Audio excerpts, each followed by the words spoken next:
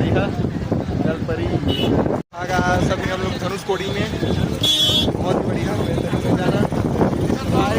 100 रुपये में खरीद के खा रहे हैं। छोटा सा वेरी महंगा वेरी महंगा।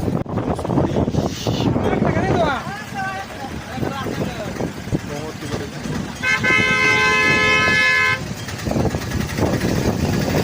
आगो धनुषकोडी में नॉर्मली भुट्टा खाते हुए भुट्टा स्वीट कॉर्न आते 200 रुपए। इतना महंगा अपने तरफ 30-40 रुपये मिलता है। 10 रुपए में 10 रुपये में। वो यार बहुत महंगा। समुद्र की लहरें।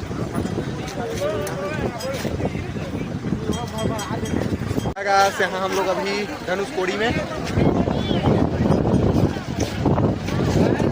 यहाँ पर अभी हम लोग धनुषकोडी से निकल रहे हैं। यहाँ बहुत बढ़िया बेहतरीन नज़ारा।